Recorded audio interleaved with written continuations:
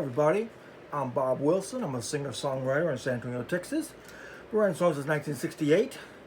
I've been recording since I have now 3,500 original songs. I have 500 on YouTube, all original.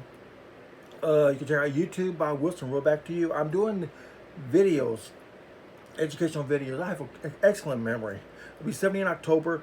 I haven't cut my hair because I'm in that age group. I'm 69. I don't want to get, COVID-19. So I'm getting around a lot of people. I wear my mask on. I'm not stupid.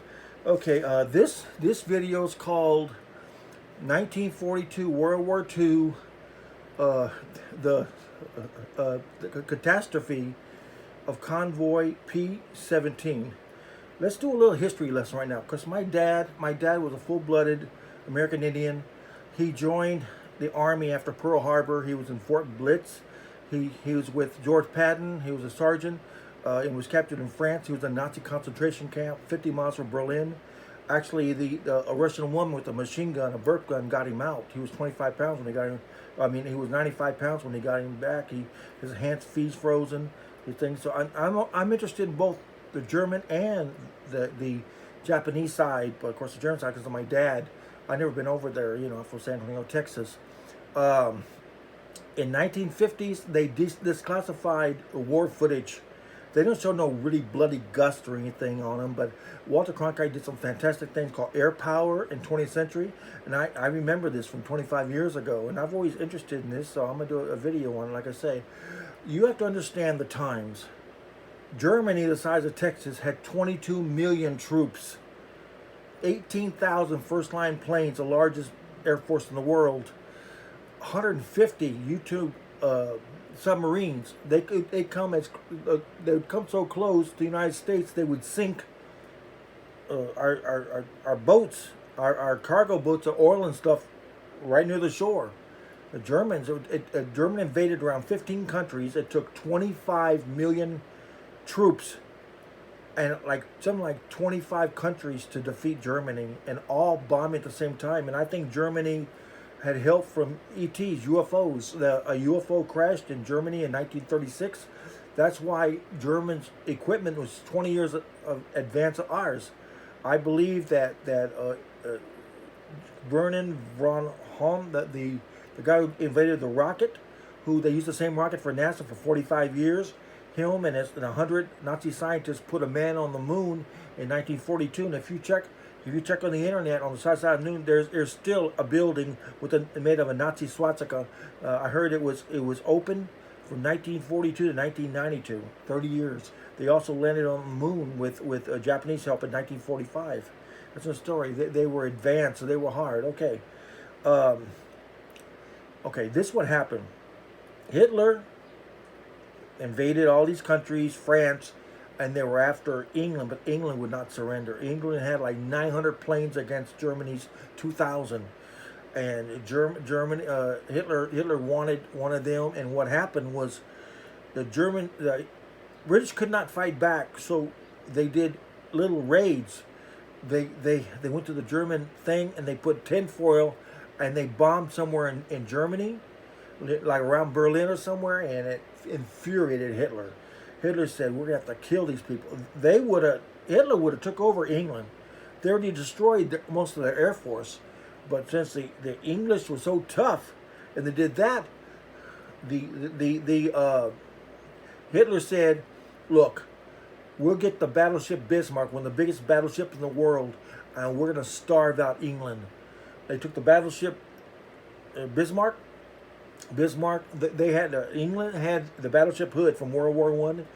They said the Hood's going to save England from the Bismarck. They dreaded the Bismarck. Okay, 20 miles away, the Hood started firing at the Bismarck. Okay, Bismarck started firing 2,000-pound radar-guided shell, sunk the Hood in 11 minutes. Out of the 1,500 or so men, only a few of them survived. England got mad. They took 40 ships to sink the Bismarck. They were surrounded. England had these little airplanes that go like 95 miles an hour with one torpedo, and one of them hit the mechanism where the German ship was stopped. They couldn't, and they pounded 40 ships. But finally, when it was on fire and everything, and then they got the orders from the Hitler and them, and says we cannot let them capture our ship. So they opened up the valves and they sunk the ship. Out of the 1,900 men on board, the English and Allies were so angry that so many of the hoods died, they let most of them drown. So that's another story. Okay.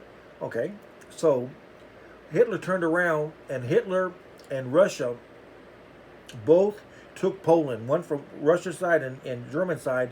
So Russia was sending supplies and everything to Germany, and Hitler said, told his general, I don't like Russia. Let's attack them. And said, wait a minute, Russia's 3-4 times bigger than ours. Their army's bigger than, no problem.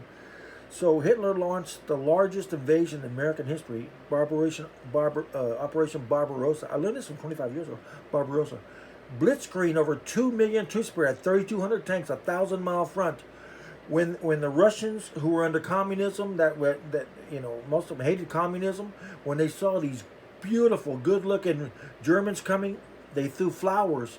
When they found out they killed, raped, and burned everything, they threw hand grenades in revenge. The Russian government was stunned. Their massive army could not do anything. They were running from the battles because the Germans were more tougher and everything.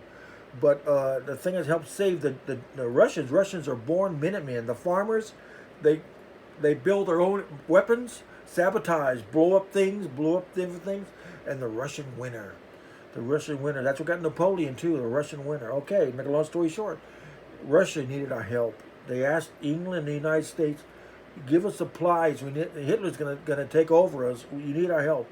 So out of Iceland in 1942, they actually had a little cheat sheet, 7 convoys, and PQ, that was a code name. PQ-17 was one of the convoys in July of 1942. That was 35 merchant ships that carried American planes, oil, American tanks, vehicles, things to aid the Russians. Out of the whole 7 convoys, they sent the Allies, United States and England sent 800 planes, 750 tanks, 2,300 armored vehicles, and oil, and 100 million pounds of cargo to keep the Russians from going under. Okay, they had 35 ships on PQ-17 in July of 1942. These are merchant marines. They're not fighters. They volunteered or whatever to do these 35 ships, but they had an escort.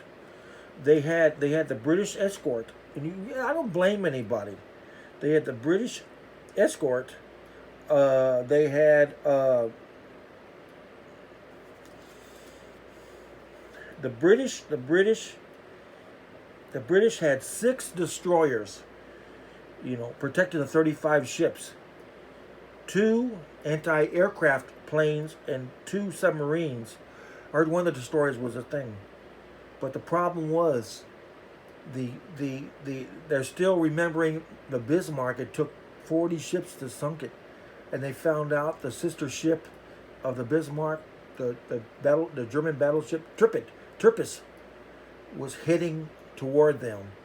They were afraid that if they got into a battle with the battleship Tirpitz, was almost as big as the Bismarck, they would destroy half their fleet, and Germany may win the war. So I don't blame anybody, but the admiral said, hey, you're 35 merchant ships, you're unarmed, you're in German waters, we can't risk it, bye, and left 35 ships by themselves. They might have small guns, but not really much of anything. When the Germans found out, they said, no, let's not use our battleship.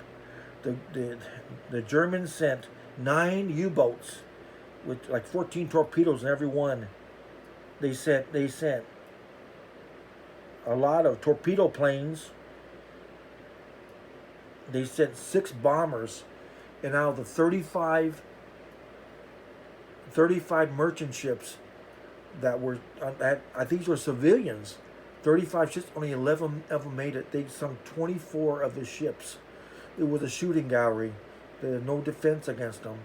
153 merchant marines died. 11 of them made it. I saw actual film footage. These guys got into a lifeboat. Instead of getting into another merchant ship that's another target, they rowed 500 miles to the Russian port to deliver the stuff. They rowed it. Half of them died from exposure. When the 11 ships got into this is from Iceland. If I didn't tell you, I'm sorry.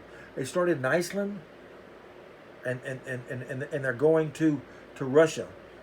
And when the 11 ships got to Russia, you know, the Russian workers were there, and one of the Allied merchantmen says, "Hooray, hooray!" And they got no response. And so the Russian, the merchantman, I don't know if he was American or British, says, "Well, the hell with you!" But he didn't understand why. But he didn't find out that all those people working on the thing in Russia were slaves. They were under gun, you know, by forced slavery. So, like I say, they after that the convoys kept going and everything. But we need to remember convoy PQ-17, 150. It's you can't blame the British government. We weren't on the war yet. We didn't go into the war until 1944. So this is 1942. Actually, the battleship Tirpitz was actually sunk by the Royal Air Force, you know, in 1944. Later.